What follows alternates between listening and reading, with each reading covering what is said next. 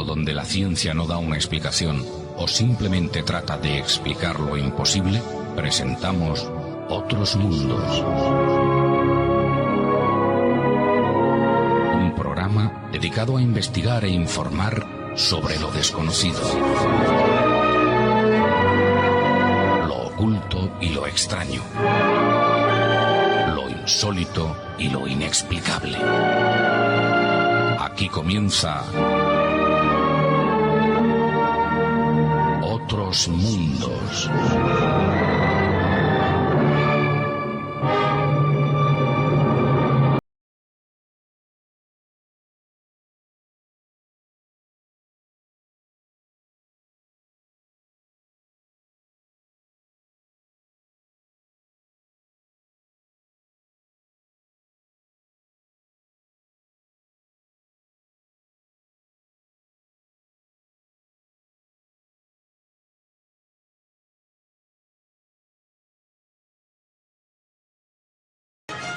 Estimadas viajeras también, gracias por estar ahí, gracias por compartir, por viajar hacia otros mundos.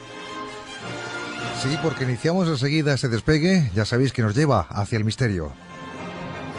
Y nuestra nave, como siempre, preparada con nuestra tripulación, o parte de ella, nuestro piloto Fulgen Solano. En la sala de máquinas, Gelo Ruiz, lo felicitamos porque mañana es su cumpleaños ya. Todos los tripulantes que van a intervenir desde el exterior y desde el puente de Mandao, este amigo que os habla y os saluda, Javier Belmar. Pues ya sabéis, si queréis cruzar la frontera del misterio, si queréis viajar hacia lo desconocido, tomad buen asiento, porque despegamos hacia otros mundos.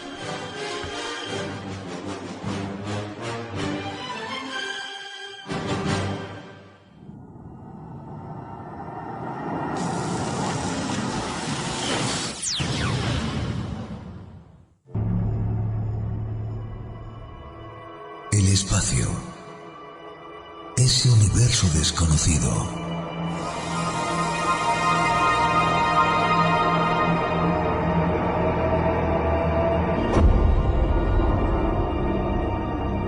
Estos son los viajes de la nave del misterio en una misión dedicada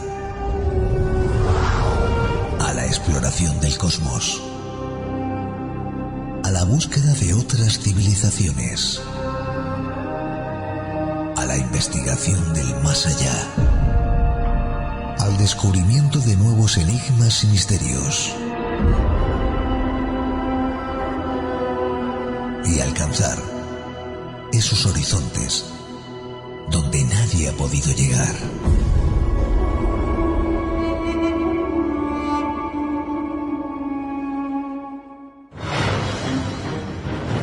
Otros Mundos. Un viaje más allá de los confines de lo conocido.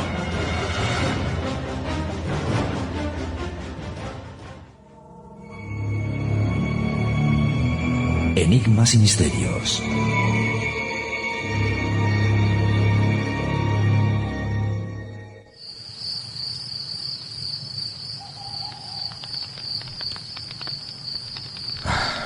La noche. Ese espacio de tiempo en el que las sombras le ganan el pulso a la luz, a la vez que los animales nocturnos salen de sus escondrijos más profundos. Del mismo modo, se podría decir que la noche es el momento idóneo para acceder a todos aquellos conocimientos ancestrales que, de una forma u otra, aún siguen aflorando por momentos en nuestros cerebros del siglo XXI. Sí. No somos tan distintos de aquellos primeros hombres que se reunían en noches como esta alrededor de una hoguera. Desde los sumerios en Mesopotamia, pasando por la antigua India o los dogones en los que hoy reconocemos por la República de Malí, así como otros lugares como Chichén Itzá en México, existe un considerable número de culturas ancestrales que, a pesar de tener cada una su propia idiosincrasia, todas coinciden en un aspecto ciertamente trascendental: sus dioses.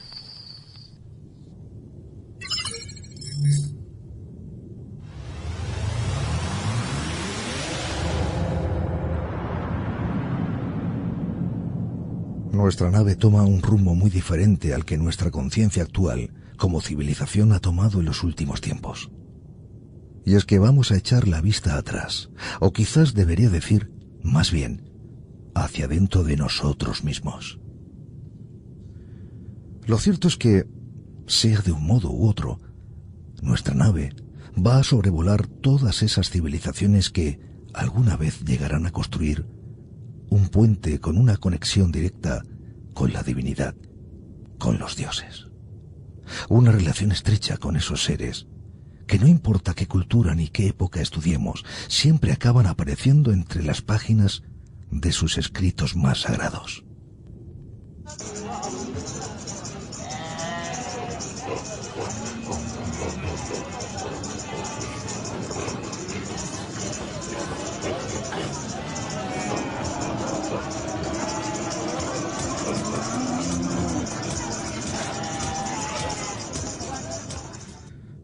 Y para asegurarnos de que, durante la experiencia de este viaje, no perdamos la verdadera esencia de lo que buscamos, contaremos con la guía de una de esas personas diferentes. Diferente porque, a pesar de sus conocimientos, aún se hace preguntas y, lejos de negar que no lo conoce todo, hace de esta una virtud para seguir aprendiendo. Un ejemplo de investigador, de escritor, para las nuevas generaciones. Sí, me refiero a mi amigo José Luis Jiménez. Buenas noches. Hola Javier, buenas noches. Bueno, qué viaje tenemos hoy, José Luis. Sí, me ha encantado esta introducción que has hecho porque es, diríamos, perfecta para cómo podríamos plantear este viaje al pasado, ¿no? Y bueno, es porque haces referencia a estos dioses, que bueno, en el origen de las religiones, de las culturas más antiguas, siempre se hacía referencia a la aparición o existencia de determinados dioses que llegaban a la Tierra mediante naves voladoras, ¿no? Bueno, estas naves, lógicamente, que descendían pues del cielo para contactar con los hombres. Bueno, pues esto sí, tan simple, esta historia contada así, vemos que está repetida una y otra vez en todas y cada una de las antiguas religiones, ¿no? Con las pequeñas diferencias existentes en cada cultura, que bueno, no obstante, no serán óbice para notar pues que existe esta gran similitud con estos hechos que decíamos y que comentabas tú al principio, ¿no? Uh-huh. Sí, adelante, sí.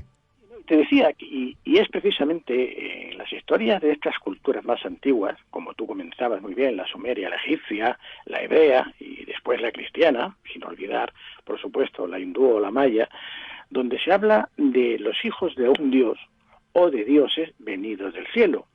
Y es precisamente respecto a lo que se dice en estos libros sagrados, nosotros pues conocemos más lo que es la Biblia, por poner ahora un ejemplo, y bueno, en esta Biblia, sin extenderme mucho, si nos vamos a Génesis 6, versículo del 1 al 4, aquí precisamente nos dice esto, voy a leer este apartado, si te parece, muy cortito. Claro. Dice, y acaeció que cuando los hombres comenzaron a multiplicarse sobre la faz de la tierra, les nacieron hijas.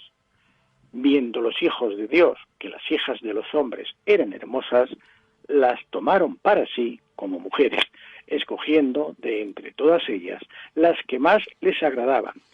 Dijo entonces Yahvé, no permanecerá mi espíritu en el hombre para siempre, porque ciertamente él es pura carne, mas sus días serán 120 años.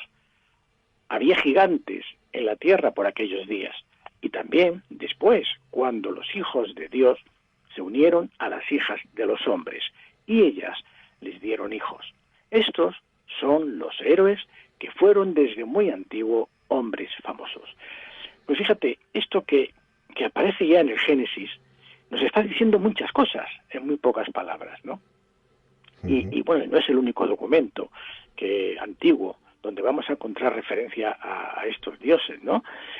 Hay otro documento que hacía referencia, como te decía, a estos seres divinos, que se conoce como el libro de Enoc, que es un manuscrito ya conocido por los primeros cristianos, y bueno, que fue prohibido precisamente y declarado apócrifo por la Iglesia del Imperio Romano, ¿no? Únicamente está aceptado por la Iglesia ortodoxa Etiopía, de Etíope, que nos han mencionado antes también. Y bueno, y también podemos encontrar interesantes referencias a estos seres divinos o hijos de dioses, los cuales eran conocidos como los Nefilim. Y bueno, estos Nefilim también de alguna forma relacionados con otros personajes que aparecen en la Biblia que se llaman Elohim. Que este sentido de Elohim no es singular como muchos creen, sino que se dice en sentido plural. Y bueno, el significado de esta palabra vendría a decir precisamente dioses en plural, ¿no? Y bueno, según este Antiguo Testamento, los Nefilim fueron una raza de gigantes que habrían habitado la tierra en los primeros tiempos de la existencia del hombre, y aunque la palabra Nefilim, que es de origen hebreo, se ha venido traduciendo, como decía históricamente, como gigante, su significado real vendría a ser el de caídos, haciendo clara referencia precisamente a los ángeles caídos de la Biblia. Pues, como te decía, en Génesis hemos visto como en este caso los Nefilim, o ángeles caídos, son los hijos de Dios, ¿no? Estos hijos de Dios a los que hace referencia de este pasaje bíblico, y por lo tanto queda claro que estos Nefilim serían los hijos de Elohim, es decir, de los dioses. Y los hijos de ángeles y mujeres humanas, que en este caso se traduciría también como una especie de mezcla o hibridación entre lo divino y lo humano. ¿Y por qué te cuento todo esto de un principio? Verás, porque la historia tiene mucho que ver con esto que leemos en la Biblia, pero que ya está recogido en otros libros sagrados muy anteriores, mucho más anteriores, ¿no? Siguiendo, por ejemplo, con la descripción que nos hace la Biblia de los Nefilim, veríamos que son aquellos gigantes guerreros, que son unos personajes que más tarde van a formar parte de la aristocracia de la sociedad, que son los héroes más famosos y gobernantes de la antigüedad, y bueno, aquellos personajes que luego vamos a encontrar en la vida como gigantes, ¿no? O con unas fuerzas sobrehumanas, con una serie de capacidades que no era lo normal, porque se hacía referencia precisamente a estos Nefilim. Y siguiendo con lo que vamos a encontrar en el Nuevo Testamento, aparte que ya se deduce que estamos hablando de los gigantes Nefilim, vamos a ver que estos abandonan la tierra, que tienen continuas disputas, que acaban por convertirse en seres corruptos, que van a disgustar a Dios, por lo que a fin de enmendar ese error de la hibridación entre los Nefilim y los humanos que se había producido, pues él va a provocar ese episodio bíblico que vamos a conocer luego como el diluvio universal. Bueno, ¿y qué nos dice la Biblia a este respecto? Pues que según el Antiguo Testamento, Dios alerta a Noé. Estamos hablando de los personajes que conocemos de la Biblia. Luego vamos a ver que esto ya existía, ¿no? Anteriormente. Y bien, alerta a Noé de lo que va a ocurrir y le da o le otorga el privilegio de salvarse junto a su familia y una pareja de cada animal que habita la tierra. Bueno, esto posiblemente no sería exactamente así. Seguramente que hoy día todos sabemos que se pueden clonar animales, se pueden tener, no hace falta que sea un elefante, ¿no? Vivo, puede ser en una especie de laboratorio, unas células, etcétera. Pero bueno, el caso es que esto es lo que nos cuenta el Antiguo Testamento. Y de esta forma, diríamos que este Dios creador, por decirlo así, va a garantizar la supervivencia de este ser humano al darle esta posibilidad de salvarse a Noé, ¿no? Y se libraba, por otro lado, de los Nefilim, que habrían sido, por decirlo de alguna forma, los responsables de ese estado de corrupción y de que este Dios creador actuase de esta forma. Bueno, pues esta sería la historia del hombre según el Antiguo Testamento, y todo se había quedado ahí. Si no fuera porque existen diversas evidencias documentadas que nos hablan de otras civilizaciones mucho más antiguas, donde también intervienen seres estelares provenientes del espacio. Como si la historia se repitiera, ¿no? Es al revés, fíjate, ahora vamos a verlo. Lo que la Biblia cristiana o judeocristiana nos está contando Es una historia que van a recoger los hebreos cuando están cautivos en Babilonia, que a su vez recogen de los sumerios, que a su vez habían conocido al panteón de dioses sumerios, que son los Anunnaki. Y ahora hablaremos después de los Anunnaki. Si me permites, quiero hacer una pequeña introducción para que veamos la relación con los lugares que has mencionado, sin entrar ahora. Luego, si hay tiempo, vamos entrando, si te parece. Mira, una de las evidencias que están documentadas y que fue descrita en un papiro egipcio hace ya más de 3.500 años, fue durante el reinado del faraón Tutmosis III, aproximadamente en el 1478 a.C., donde se dice que unas naves voladoras similares a esferas de luz, las cuales fueron descritas como círculos de fuego, invadieron los cielos de Egipto, llegando a contactar sus ocupantes con algunos de los sacerdotes egipcios, lo que les llevó a permanecer en los cielos del país del Nilo durante varios días. Bien, dicho papiro hace referencia a un inventario de instrumentos y lugares donde se encuentran ocultas algunas de esas naves. Y de entre ellos, por ejemplo, cabe destacar la pirámide de Snofru en Dashur, de la que hemos hablado en alguna ocasión, donde precisamente en el año 1978 se produciría un altercado militar entre Israel y Egipto por el rescate de un objeto de forma ovoidal, es decir, un platillo volante, el cual fue hallado casualmente por unos arqueólogos israelitas. Y bueno, y aunque no se puede afirmar con rotundidad, se sospecha que este manuscrito que hacemos referencia está custodiado en los archivos secretos del Vaticano. Aunque creo que hemos hablado en alguna ocasión hace tiempo, Javier, de este ataque que se produjo en esta fecha, con este enfrentamiento entre Israel y Egipto por conseguir este platillo, ¿no? Sí. Bueno, no hace falta recurrir tampoco a dicho papiro para encontrar pruebas de la existencia de naves voladoras o de seres extraños en el antiguo Egipto. Hay varios templos egipcios, como el templo de Hathor en Dendera. Bueno, aquí tendríamos para hablar horas y horas, pero bueno, aquí, por ejemplo, podemos encontrar decenas de glifos en sus paredes, donde aparecen imágenes de seres mitad humanos, mitad reptiles, o con cabeza de pájaros. Y, bueno, y todos ellos aparecen junto a las efigies de los faraones. Y aquí hay una pregunta que nos podríamos hacer, ¿no? ¿Se trataría o se tratan estas imágenes de una alegoría simbólica o, por el contrario, está representando una realidad desconocida? Veremos por qué te digo esto. Tal como nos dicen los textos egipcios, Tot, el dios del conocimiento, era representado con cabeza de pájaro, siendo considerado, además, como un mago y también como un arquitecto, ¿no? Y en este mismo templo de Hathor se pueden observar, junto a los extraños seres ya mencionados, curiosas figuras o glifos de gran tamaño que nos recuerdan a las actuales bombillas de filamentos incandescentes. Hemos visto, creo que ya centenares de veces, estas lámparas alargadas, ¿no? Que parecen como berenjenas, ¿no? Que tienen unos filamentos como una serpiente en su interior. Bueno, pues estos filamentos que parecen serpientes realmente sería lo que hoy día nosotros vemos que hay dentro de una bombilla incandescente, ni más ni menos. Y este mensaje, que es diríamos un mensaje pictográfico, sería esa prueba donde se dejaría constancia, por ejemplo, del tipo de tecnología que fue suministrada o transmitida a la élite del antiguo Egipto por los seres venidos del cielo y que al parecer pertenecerían a una raza reptiloide. Pues vamos a seguir con estas preguntas que te voy haciendo, vamos a ver que las respuestas nos van a llegar, ¿no? Nos llevan al sitio, al lugar que deseamos, ¿no? Claro, eso es, Javier. Mira, hay otros datos que hacen referencias también a naves voladoras utilizadas por los dioses, y esto los encontramos en escritos en sánscrito, en antiguos textos hindúes, donde se habla de extrañas naves voladoras a las que se les llama vimanas. Bien. Cierto.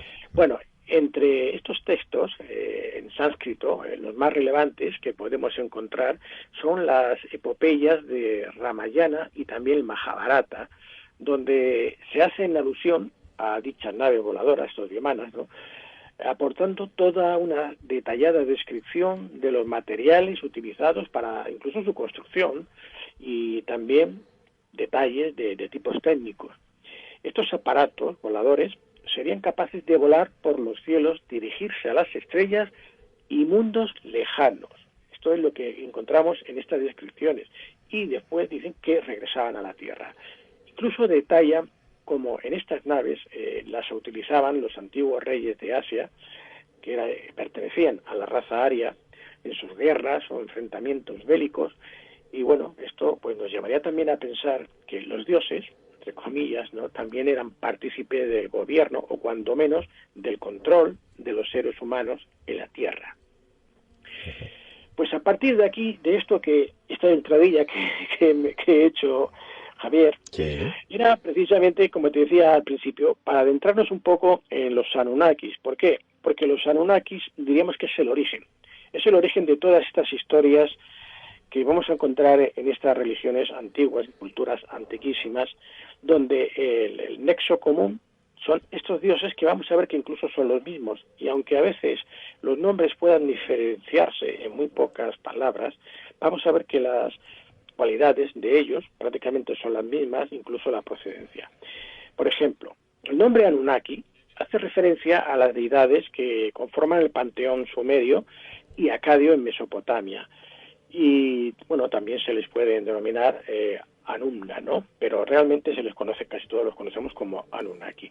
Sí. Eran los hijos del dios An, y bueno, según escribieron ya y dijeron varios expertos lingüistas, han dedicado gran parte, sobre todo, aquí quiero recordar a Samuel Noah Kramer y a Zecharia Sitchin, que ya fallecieron, que han dedicado toda su vida al estudio de la cultura sumeria y acadia, ¿no?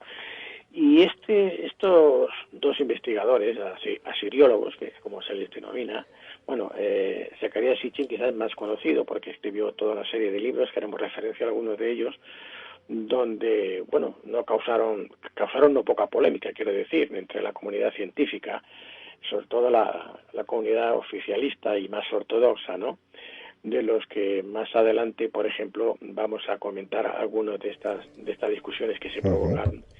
Pero bueno, tanto Kramer como Sitchin, en sus respectivos libros e investigaciones, aluden a la civilización sumeria como una civilización muy avanzada tecnológicamente, tanto o más que nuestra civilización actual. Y al respecto, Kramer llegó a afirmar que los sumerios, con la ayuda del dios Anunnaki Enlil, veremos que, bueno, no te he comentado, pero digamos que la tríada superior, mayor de este panteón era Anu, el padre, el hijo Enlil sería uno, otro hijo hermano de Enlil sería un hermanastro, sería Enki, hay otra hermana que veremos que era la esposa de Enki y la amante de Enlil, con la que tiene, bueno, un hijo. Todo esto te lo voy a contar luego paso a paso, pero veremos que esto parece una novela de aquellas que están todos revueltos, ¿no? Sí. Pero es que esto se cuenta así, en estos escritos, en estas tablillas que van a traducir tanto Kramer como Sitchin, ¿no? Sí. Entonces decía que Kramer había afirmado que los sumerios, con la ayuda del dios Enlil, llegaron a transformar las tierras áridas y estériles de Mesopotamia, que bueno, de un desierto prácticamente que era aquello, lo convirtieron en un reino fértil y floreciente, ¿no? Hasta que llegó un momento en que, debido a una clase de enfrentamiento entre distintas facciones Anunnaki, pues se produjo un holocausto nuclear. Y bueno, esto lo explica él, que está en varias tablillas, de estas tablillas cuneiformes que se encontraron en el siglo pasado, concretamente en 1915, creo recordar, en Nínive, en lo que se conoce como la biblioteca de Asurbanipal, si no me equivoco. Aquí aparecen hay casi 50.000 tablillas escritas en escritura cuneiforme, ¿no?, donde se cuenta toda una serie de historias. Haremos solo referencia a las más relevantes, ¿no?, que nos van a interesar. Hago un paréntesis para decirte que esto que ahora te he dicho, que nos cuenta Kramer en las traducciones que hace de las tablillas, lo vamos a encontrar en el Ramayana y en el Mahabharata que he mencionado antes, hindú. Ahí se habla de que estos reyes, con los vimanas, con esas naves volantes, sean guerras entre ellos, ¿no?, se atacaban. Y que hubo efectivamente un holocausto nuclear. De hecho, en Mohenjo-Daro, allí se ha encontrado recientemente, ya desde hace tiempo, toda una serie de esqueletos, de restos humanos, con antigüedades superiores a los 8.000 años, con un nivel de radiación tremenda, como si le hubiese impactado una bomba nuclear. Es más, en esa zona, y creo que esto lo comentamos en algún programa, me parece, se estuvieron edificando una especie de ciudad dormitorio, por decirlo así, y al cabo del tiempo, a los pocos años, la gente empezaba a enfermar y a morir de cáncer, hasta que investigando descubrieron que habían edificado justamente en la zona donde estaban todos estos cuerpos enterrados que habían muerto, estaban casi fundidos, ¿sabes? Los huesos, todo. Era como si se hubiese desintegrado, casi fundido aquello, y con un nivel de radiación elevadísimo.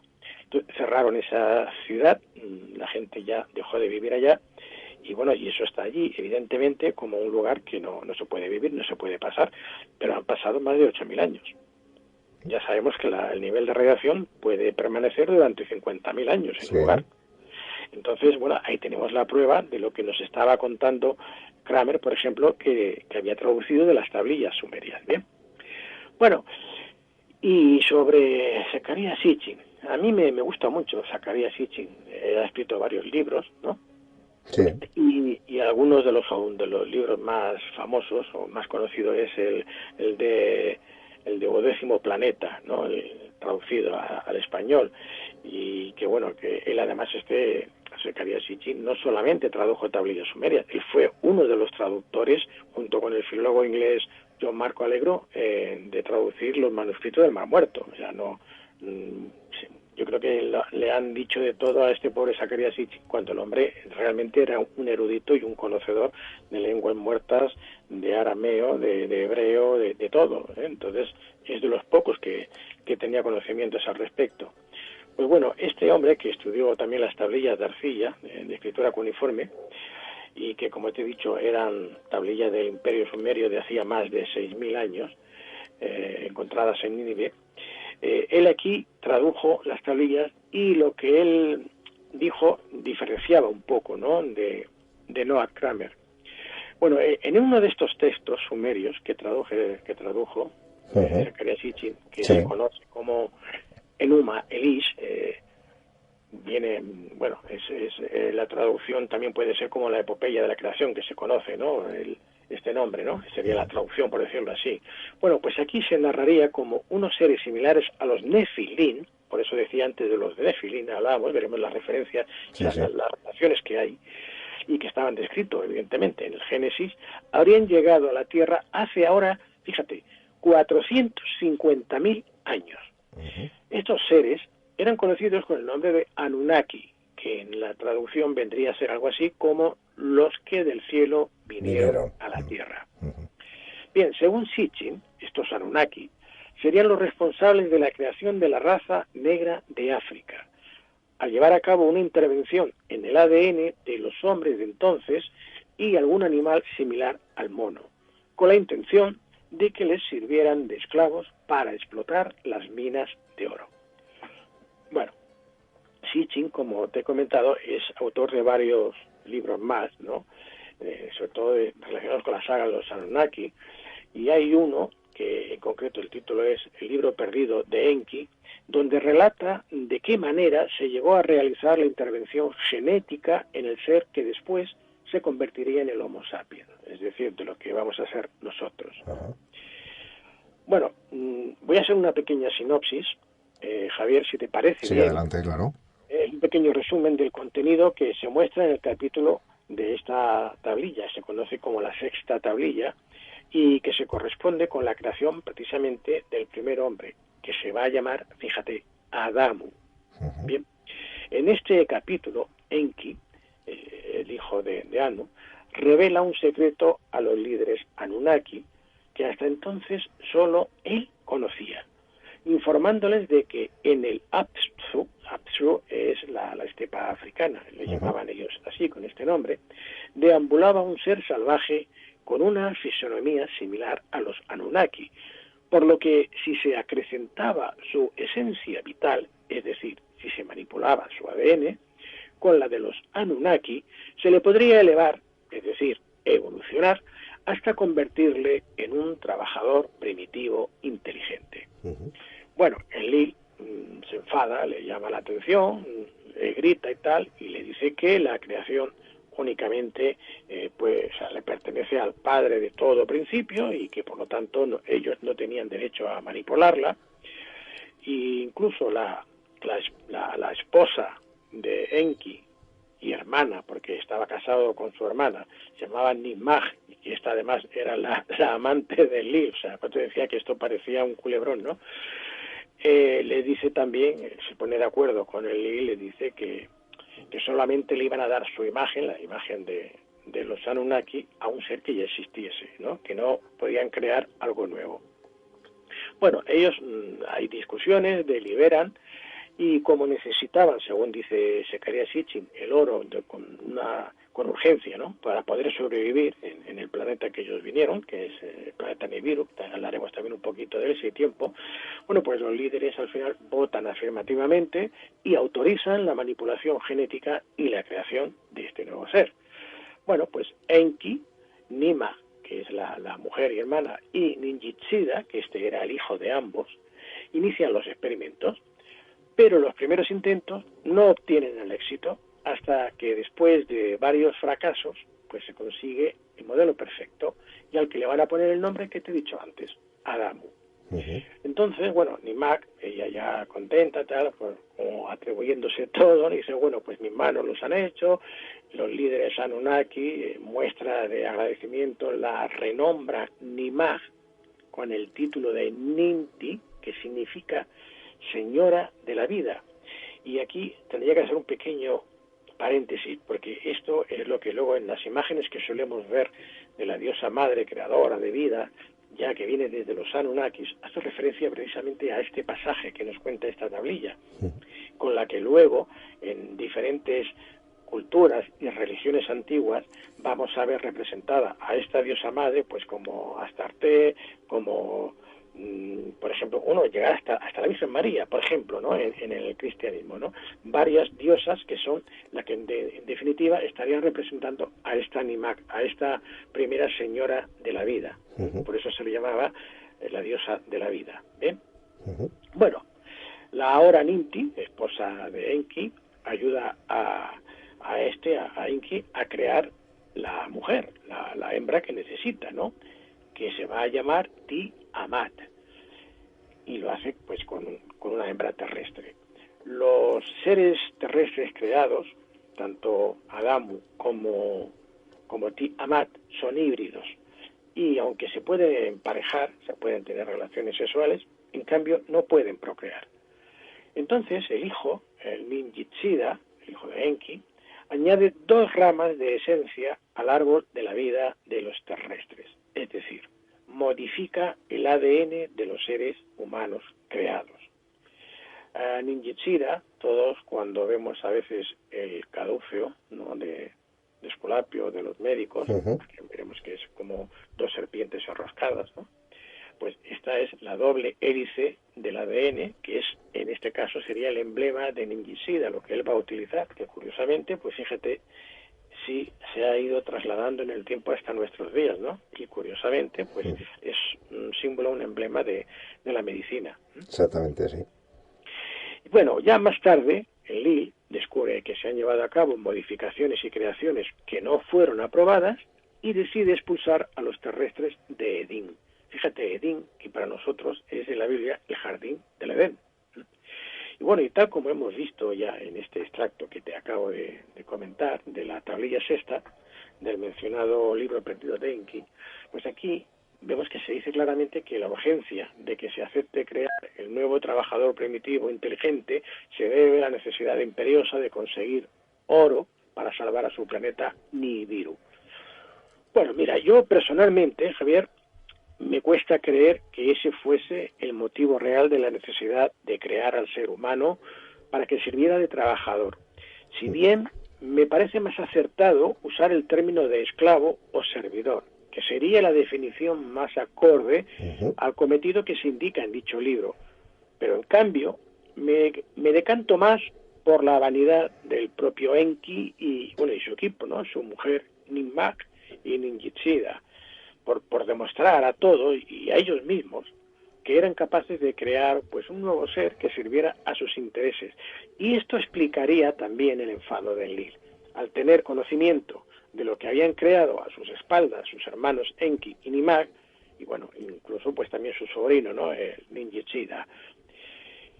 Y aunque con ciertas diferencias con el Génesis del Antiguo Testamento que hemos leído al principio, pues en este caso los Anunnaki serían identificados como una raza de seres reptiloides, es decir, cabeza de lagarto con cuerpo humanoide, siendo representados en algunos casos como seres con cabeza de pájaro, más en consonancia con los glifos encontrados, por ejemplo, en los templos egipcios, como comentábamos antes, o incluso en la cultura maya, donde el dios Gucumat que es también, tiene otro nombre, que es el Kukulkan, era descrito como una serpiente de sabiduría, ¿no?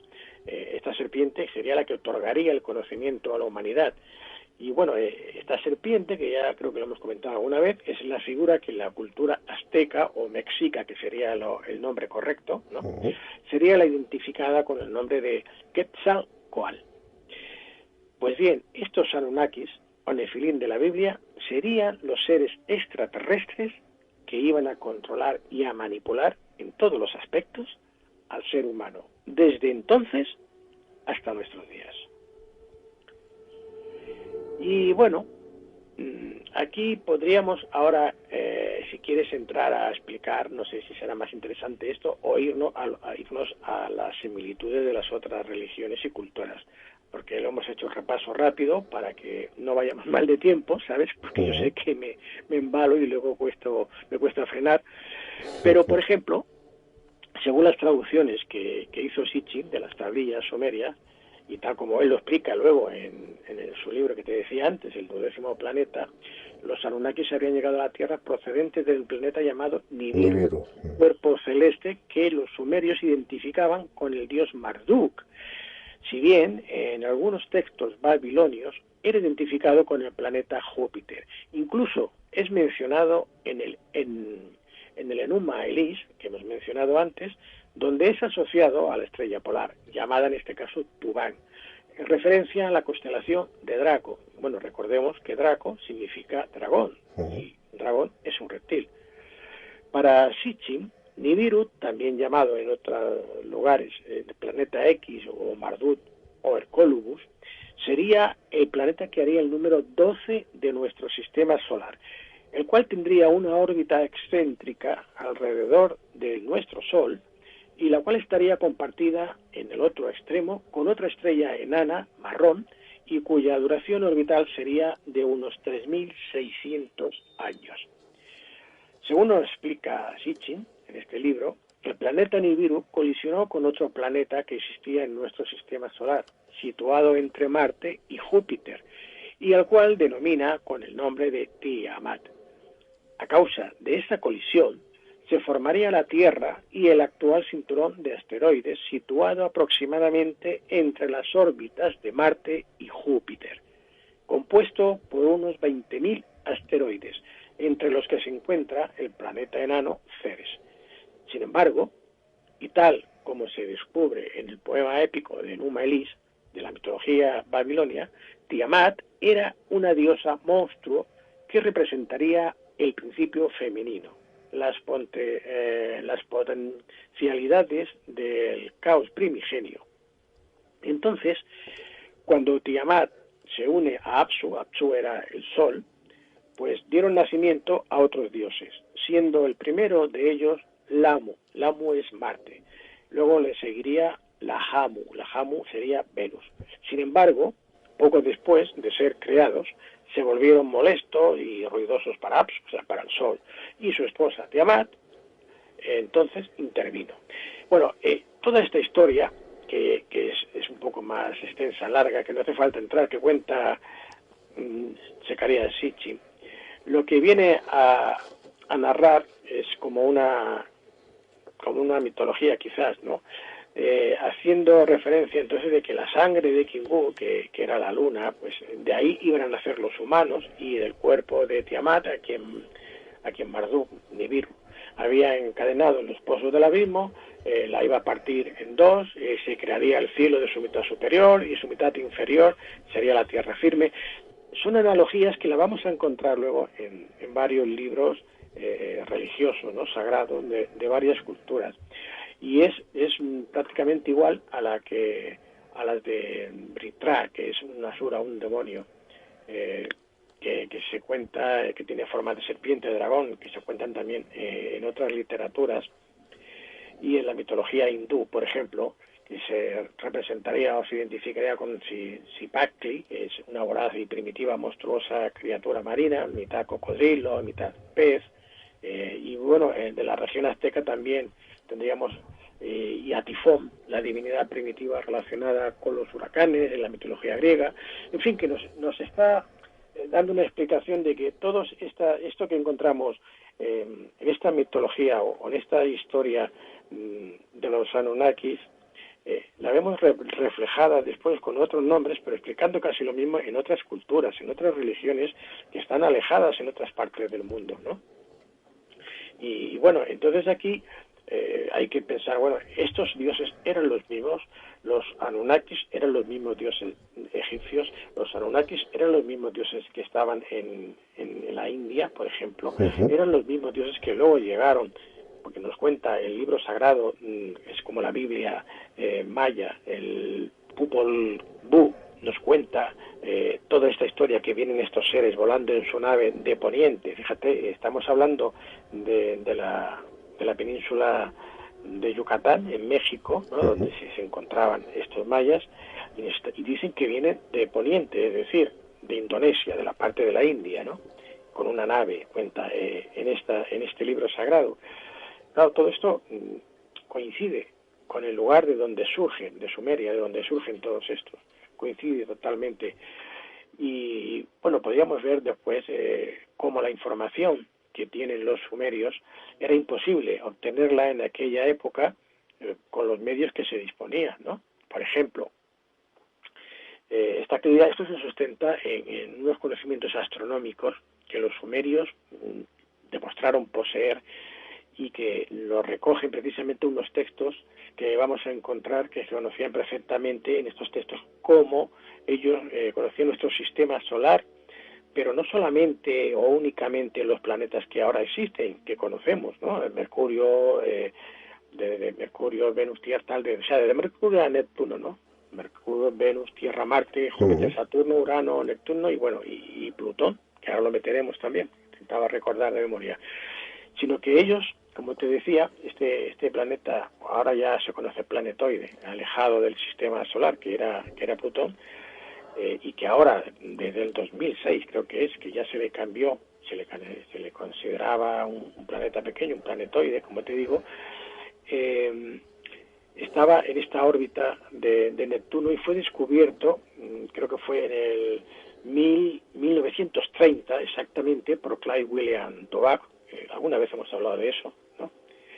Y claro, evidentemente, si nosotros hemos necesitado toda una serie de aparatos, de telescopios, de tecnología, ¿no?, en el siglo XX, para descubrir este planetoide, que antes era un planeta, ¿cómo podían conocer los sumerios hace más de 8.000 años la existencia de un planeta enano que no pudo ser descubierto por nuestra comunidad hasta este año que te digo, de 1930?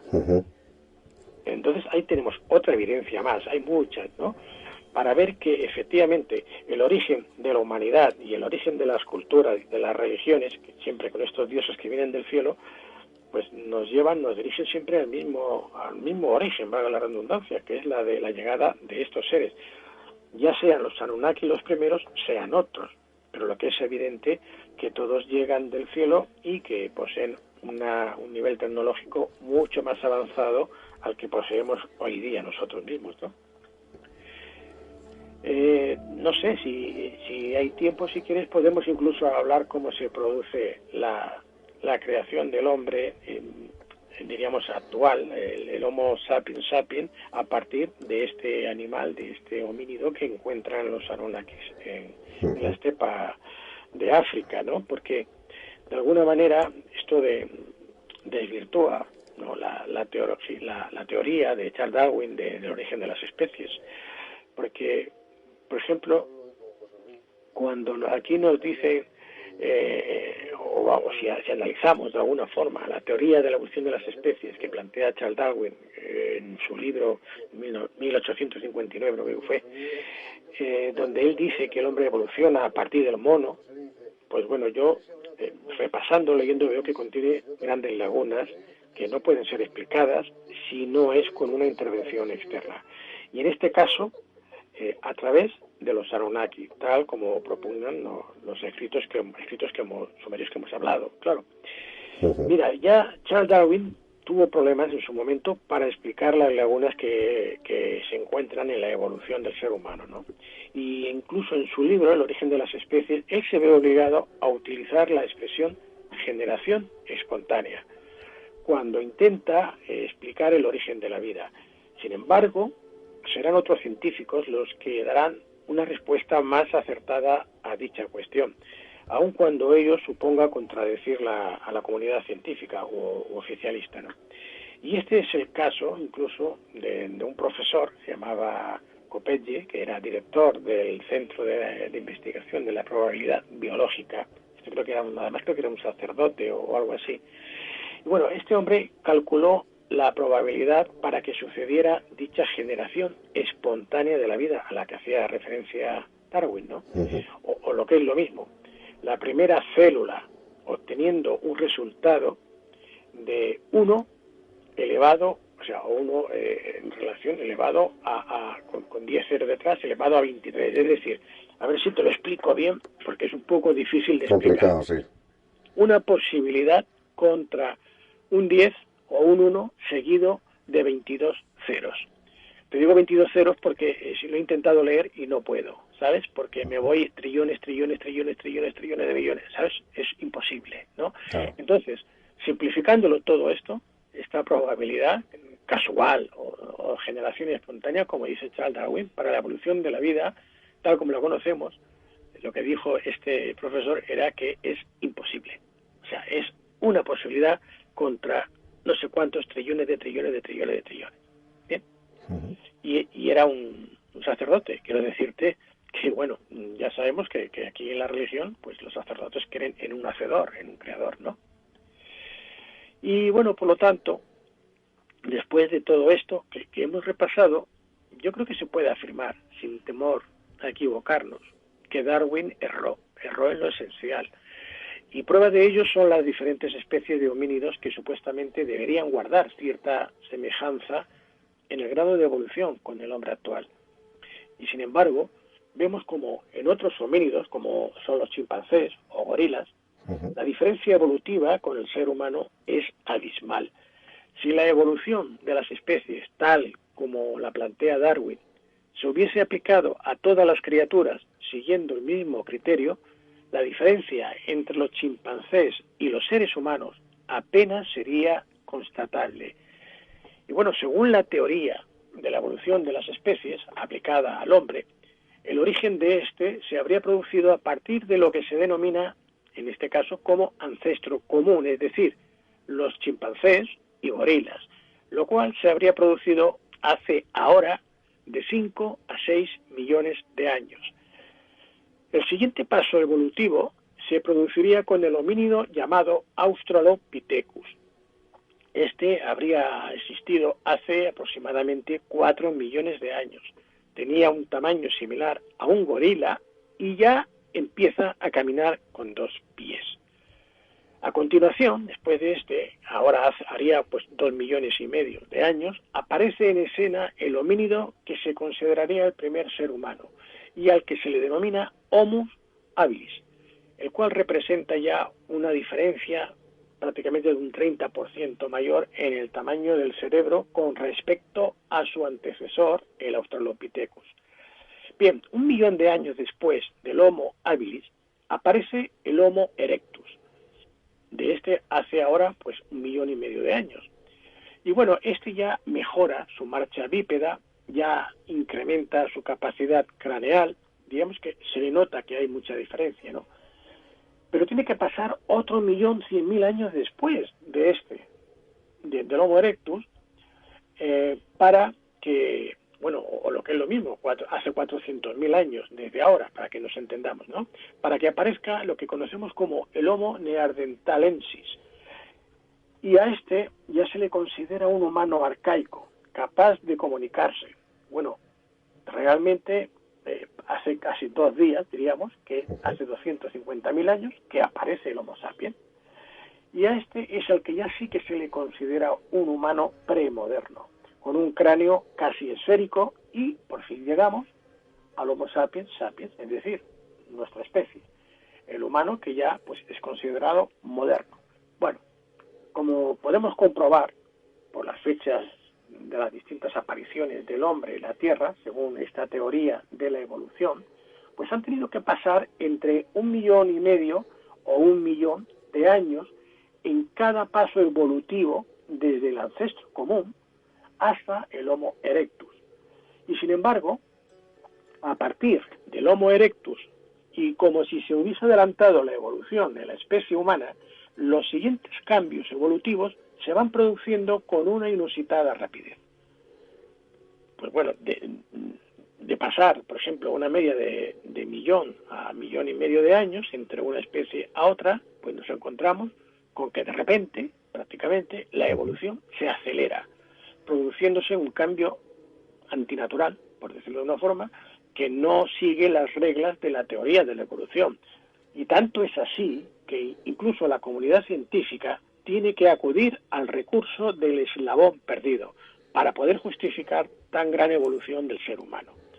Lo que resulta aún más insólito, pues la comunidad científica ortodoxa se complace en dicha respuesta, ¿no?, cuando en la realidad no se ha encontrado ninguna prueba de dicho eslabón perdido, lo cual parece más incongruente todavía, puesto que se han encontrado miles de fósiles de homínidos con antigüedades de cientos de miles de años o incluso millones, y paradójicamente no aparece la muestra que se supone no debería tener más de 250.000 años de antigüedad. Y bueno, en cambio, estos espacios de tiempo de evolución del hombre entre una especie de homínidos y otra sí que encajan en el relato de la creación del hombre por los Anunnaki. Pues es a partir precisamente de modificar el ADN del Homo erectus que es creado el Homo sapiens. Y bueno, y otro dato que no hay que pasar por alto es que la mayoría de las historias bíblicas, incluyendo a sus personajes más relevantes, están basadas en la mitología o historias sumerias, como decía yo antes. Y bueno, tal como hemos visto, ¿no?, lo que hemos comentado anteriormente, tenemos una prueba de esto también en los patriarcas bíblicos. Por ejemplo, si tomamos la lista de estos patriarcas que protagonizan hechos de los que se conocen como los primeros reyes sumerios, antediluvianos, que se conocen como una lista de reyes antediluvianos, vamos a ver que aparecen nombres que encontramos en el Génesis bíblico, por ejemplo, y que se corresponderían con los primeros reyes sumerios que aparecen en estas relaciones, en estas listas cuneiformes, ¿no? Por ejemplo, Adán, el primer hombre, ¿no?, que se correspondería, como hemos dicho antes, con el primer rey sumerio, que se llamaría Alulim, que viene a traducirse como el que esparció la semilla, como el primero.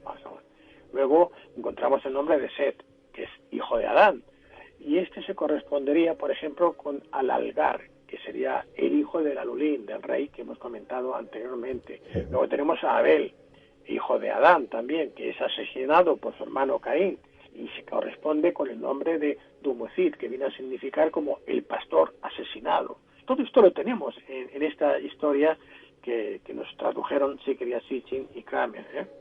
Tenemos a Enoch, primogénito de Caín, que se correspondería con Medurana, que viene a ser como el que conoce los secretos del cielo. Enoch, primogénito de Set. Tenemos varios, Javier, tenemos bastantes. Y llegamos hasta Noé, ¿no? Cuando llegamos a Noé, Noé es el que construye el arca en la Biblia cristiana, que le encomienda Yahvé, que no es otro más que Enki, el dios sumerio Enki, ¿no? para salvarse él y su familia, junto con una pareja de cada animal, de este diluvio que va a destruir pues toda la humanidad. Pues bueno, este personaje de Noé resulta que se corresponde exactamente con Ziu Sudra, que viene a significar héroe de la mitología. Bueno, en este caso el nombre no sé cuál es exacto, pero es el Leure, que ahí indican como héroe de la mitología sumeria, que protagonizaría luego ese mito que no está el mito, que sabemos que hay pruebas de ese hecho, ¿no? Del diluvio universal. Ya, José Luis, si podemos en 3 minutos, que yo ha visto que te voy dejando completamente para que puedas aportarlo. Yo conozco a José Luis Jiménez y tiene mucha información, muchísima. Entonces, en estos 3 minutos si podemos condensarlo todo, José Luis. Sí, no, ya está. Quería venir a decir que nos encontramos con toda una serie de escritos, casi siempre son libros sagrados, porque claro, están recogiendo la llegada de los dioses de cada religión, de cada cultura, y todos, aunque se utilizan al final nombres diferentes en origen, lógicamente, porque son idiomas distintos, pero nos están contando lo mismo, cuentan lo mismo, exactamente lo mismo. La creación que encontramos en el relato de las tablillas sumerias las vamos a encontrar también en el Popol Vuh, la vamos a encontrar en los libros sagrados y en las historias que nos cuenta el Ramayana o nos cuenta el Mahabharata o que encontramos en otros libros sagrados, en tradiciones. Antes mencionabas al principio tú a los dogones. Bueno, para rápido, de pasada, los dogones es una tribu que está en esa parte de África que han mencionado antes, Mali, y hasta hace pocos años ellos tienen, claro, la forma de transmitir el conocimiento a veces no es por la escritura, porque algunas culturas no poseen esa escritura o se ha ido derivando, pero en cambio esa tradición que ellos iban transmitiendo era a través de un baile, de una danza, y en esa danza ellos lo que hacían era representar precisamente el movimiento de 3 estrellas de la constelación, creo que era de Orión. Bueno, es la estrella Sirio A, De Sirio, sí. y Sirio Del C. Can Mayor, la constelación del Can Mayor. Exactamente, Canis, ¿sabes? Eso es. ¿Qué pasa? Pues ahora no recuerdo fue un investigador que fue no recuerdo el nombre, si no me viene a la mente, llegó allá y vio a estos señores y les contaban la historia. Entonces le hablaban de estas estrellas. En aquella época, que te estoy hablando de hace ya quizás 50 años o más, no se conocía más que Sirio A. Sirio B se descubrió poco después y de Sirio C no se tenía ni idea.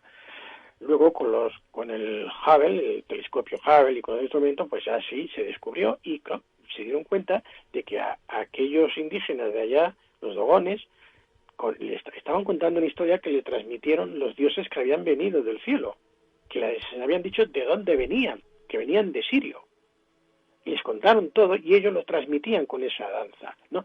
Digo esto porque si tuviéramos tiempo iríamos ahora, por ejemplo, pues a Mesoamérica y veríamos a los mayas cuando empiezan a hablar, aunque los mayas curiosamente es de las últimas culturas que recibieron, que tengamos constancia, que recibieron la visita de estos dioses, ¿no?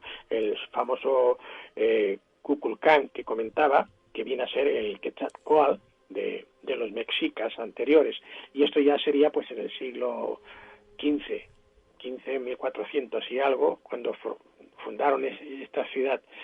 Chichén Itzá, que has mencionado tú, es un lugar donde vamos a encontrar incluso referencias del diluvio universal. Fíjate, en Chichén Itzá, y de Egipto, estaríamos un día solo hablando de Egipto. En el templo de Dendera aparece lo que se conoce como el zodiaco de Dendera, donde nos cuentan detalladamente qué día se produce el diluvio universal, desde dónde salen de la Atlántida para llegar hasta Egipto. Y aquí en Chichén Itzá tenemos un grabado, bueno, ya no está, yo tengo las fotografías que conseguí de un explorador en 1930, era alemán, que encontró este grabado. Era un petroglifo muy grande, perfectamente. Lo tengo creo que en mi libro, La revelación del Grial viviente, tengo todo esto que estoy contando, detallado con fotografías. Aparece este petroglifo donde se ve cómo se está hundiendo la Atlántida, los volcanes están erupcionando, la gente está ahogada, muerta, los peces ahogados, por todo, en fin, están huyendo en barca. Y esto está en Chichén Itzá, en América, en Sudamérica, no está en Egipto, no está.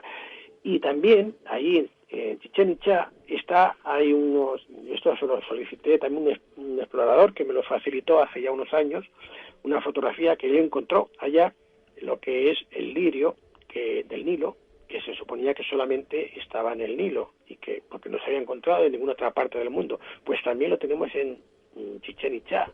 Aparece allí grabado el petrolífero, el lirio del Nilo en Chichén Itzá. Y en Chichén Itzá tenemos tantas cosas que no se han descubierto. Está sobre todo el templo de Kukulcán, como te he comentado, que esa serpiente que vemos que está en los lados, en los bordes, que los equinoccios solamente en marzo y en septiembre es cuando el sol pronuncia la sombra, la sombra que hace esta construcción, pues es como si fuese una serpiente, y le llaman, bueno, evidentemente la interpretan como el Quetzalcóatl, ¿no? Viene a ser lo mismo. El Quetzalcóatl era este Kukulcán de los mayas y anteriormente era de los mexicas. Pero es que realmente no estaba haciendo solo referencia a que el dios fuera una serpiente emplumada, como sería Quetzalcóatl, porque dentro de la boca de estas serpientes, allí en Chichén Itzá, aparece el rostro de un astronauta. Y esto no se fija mucho a la gente. Está diciendo que ese hombre, ese dios que viene del espacio, que tiene toda la fisonomía de un astronauta, que sale dentro de la boca de la serpiente es el vehículo, ¿no? Es lo que se mueve, es lo que... En fin, ya te digo, Javier, ya sé que vamos mal de tiempo, pero repasando las diferentes culturas, teniendo en cuenta siempre el origen de dónde procede, por eso quizás me he centrado más en los Anunnaki y en esta relación que encontramos, ¿no? En el Génesis, porque lo que hacen es repetir en una y otra religión cada vez lo que ya obtuvieron desde un principio, se va repitiendo, cambiándole nombres y hay algunas pequeñas diferencias, pero en esencia lo principal sigue estando como era. Y esto lo que nos deja claro, y tenemos muchas más evidencias, ¿no? Sí, sí. De que nosotros, pues de alguna forma, está claro cómo se hizo, ¿no? Somos el producto de una intervención externa sobre un animal que ya existía en la Tierra y que, claro, ya la ciencia, yo creo que aquí no puede dudarlo, ¿no? No puede producirse una evolución, un salto desde el Homo erectus al Homo sapiens sapiens en menos de 250.000 años, cuando para pasar del Homo habilis al otro han pasado 1,5 millones de años. Entonces, esto está claro. Yo aquí ya entraríamos si quieres, en filosofías, ¿no? Lo que pasa es que no podemos entrar, porque entonces Claro, por eso te digo, pero ya sabemos que no. No, y aparte que si nos quedamos sin tiempo para la siguiente sección que está esperando otro compañero. Claro, por eso digo que en otra ocasión pues seguiremos a partir. Claro que sí, podemos hacer otras partes y conocer más en profundidad, claro. Espero que nuestros oyentes por lo menos se hayan divertido, seguro. Pasado bien, y que cualquier pregunta que quieran hacernos, ya sabes tú, que se la respondemos, encantados. Estupendo. Y nada, y encantado de estar una vez más en tu programa y en esta nueva temporada, y espero que sea tan exitosa como siempre. Muchísimas gracias, José Luis. Un abrazo grande. Un abrazo grande. Buenas noches.